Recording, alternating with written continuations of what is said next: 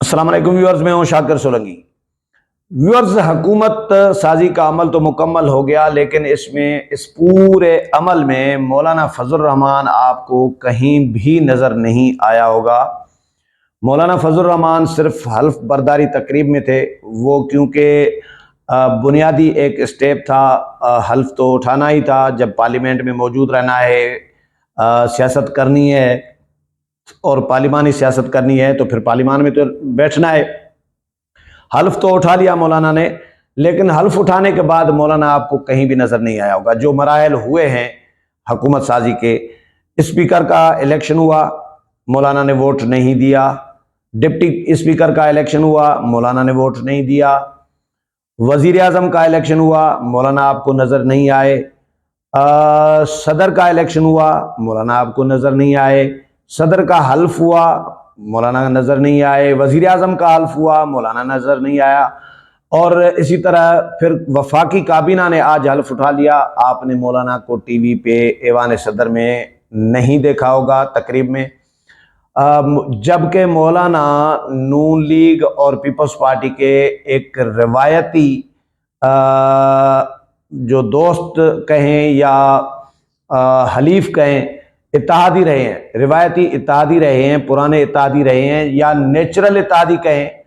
مولانا رہے ہیں۔ یہ توقع بالکل بھی نہیں تھی کہ مولانا فضل الرحمان اور نواز شریف اور آصف علی زرداری مولانا کو اس طرح اکیلا تنہا چھوڑ دیں گے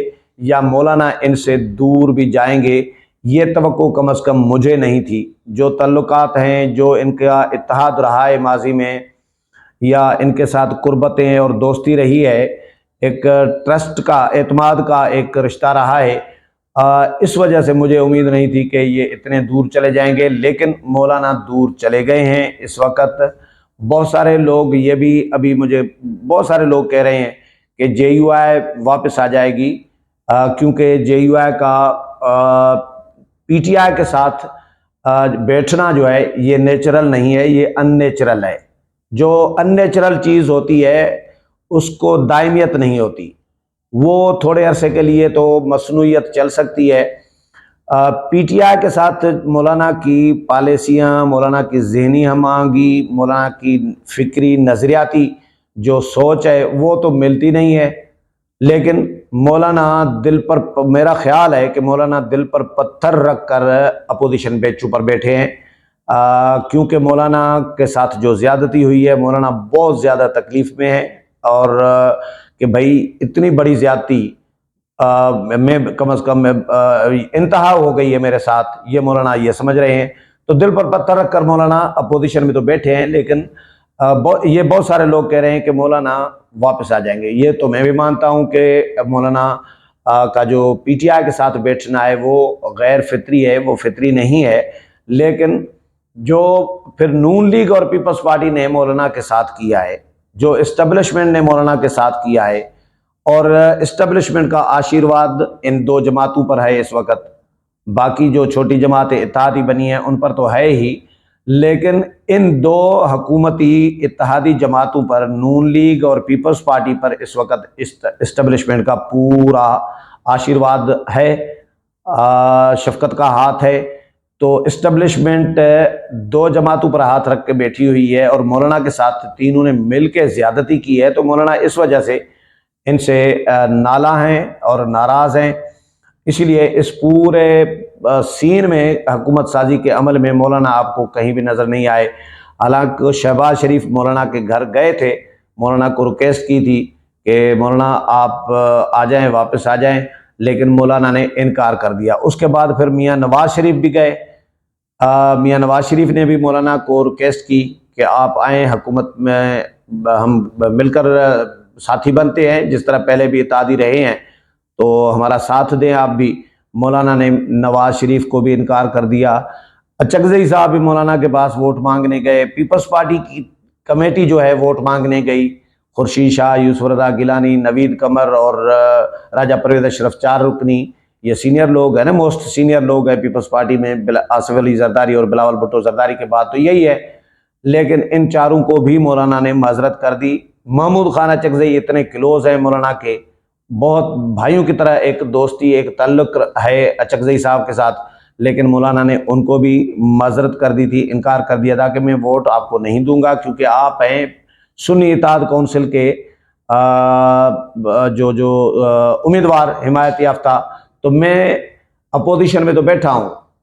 لیکن میں سنی اتحاد کونسل کا بھی اتحادی نہیں ہوں۔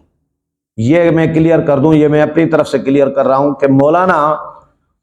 اپوزیشن میں بیٹھے ہیں لیکن پی ٹی آئی کے اتحادی مولانا کو نہ سمجھا جائے، پی ٹی آئی کا اتحادی نہیں ہے مولانا، اور نہ مولانا سنی اتحاد کونسل کے اتحادی ہیں مولانا، اور نہ اچکزئی صاحب کے اتحادی ہیں۔ مولانا اپنی الگ سیاست کر رہے ہیں، بیٹھے اپوزیشن بینچوں پر ہیں، ووٹ مولانا نہ حکومت کو دے رہے ہیں، جس طرح حکومت کو بھی نہیں دے رہے اس طرح اپوزیشن کو بھی نہیں دے رہے۔ اپوزیشن لیڈر کے لیے بھی میرا نہیں خیال کہ جے یو آئی ووٹ دے گی، کیونکہ مولانا نے جب محمود خان اچکزئی کو سنی اتحاد کونسل کے یا پی ٹی آئی کے صدارتی امیدوار کو ووٹ نہیں دیا، ان کے وزیر اعظم کے امیدوار کو ووٹ نہیں دیا، ان کے اسپیکر کے امیدوار کو ووٹ نہیں دیا، ان کے ڈپٹی اسپیکر کے امیدوار کو ووٹ نہیں دیا، یعنی سنی اتحاد کونسل کے امیدوار کو، تو پھر مولانا ان کے اپوزیشن لیڈر کو ووٹ کیوں دیں گے؟ ہاں اتنا ہوگا کہ مولانا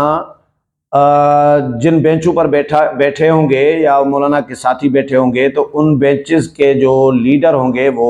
عمر ایوب ہوں گے۔ یقینی طور پر عمران خان نے عمر ایوب کو نامزد کر دیا ہوا ہے، تو مولانا کو عمر ایوب کو تسلیم کرنا یہ مولانا کی مجبوری ہوگی، کیونکہ اس کے علاوہ مولانا کے پاس کوئی چارہ ہی نہیں ہے۔ اور اگر فرض کرے مولانا نہ بھی مانے تو عمر ایوب کی صحت پہ تو کوئی فرق پڑے گا نہیں۔ مولانا کی 11 نشستیں ہیں اور ان کے پاس 199 تک ووٹ ہیں، تقریباً 192 191 اتنے راؤنڈ اباؤٹ ووٹ ہیں دونوں ایوانوں میں، لیکن ادھر تقریباً 90 کے راؤنڈ اباؤٹ ووٹ ہیں قومی اسمبلی میں، تو اس لیے مولانا نہ بھی مانیں گے اپوزیشن لیڈر تو بھی عمر ایوب کی صحت پہ فرق نہیں پڑے گا، اس لیے مولانا کو عمر ایوب کو ظاہر لیڈر مانیں گے ہی، میرا خیال ہے کہ وہ لیڈر ہیں، لیکن مولانا ان کے اتحادی فی الحال نہیں ہیں، فی الحال اپنی سیاست کر رہے ہیں، فی الحال ناراض بیٹھے ہوئے ہیں، اس لیے مولانا فی الحال خاموش ہیں۔ اور خبر دوں آخر میں کہ مولانا فضل الرحمان کل جا رہے ہیں عمرے کی ادائیگی کے لیے سعودی عربیہ، سعودی عرب جا رہے ہیں کل یعنی پہلا روزہ ہے پاکستان میں، اور پہلے روزے کو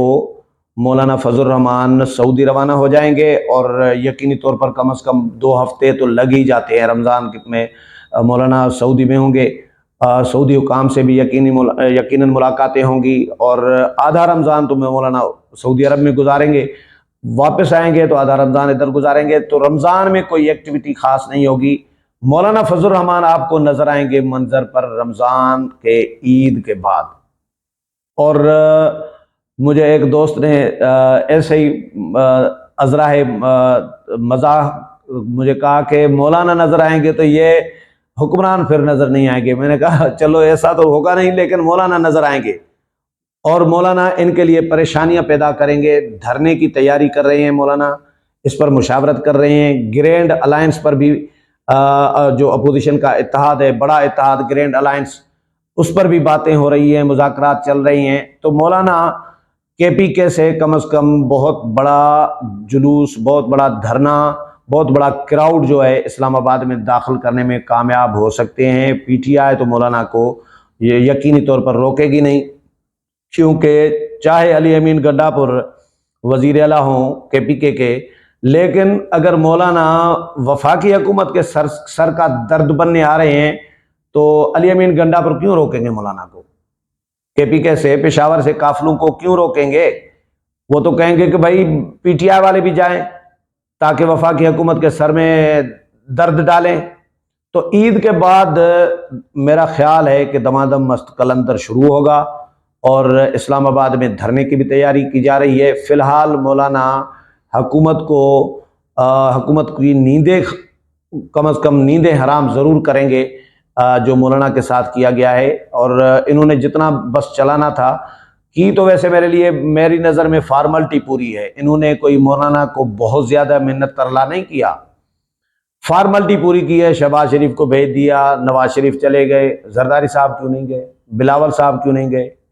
مولانا کو اعتماد میں کیوں نہیں لیا جا رہا، سیریس کیوں نہیں لیا جا رہا؟ مولانا کے پاس ایک دفعہ نہیں، 2 دفعہ 3 دفعہ بھی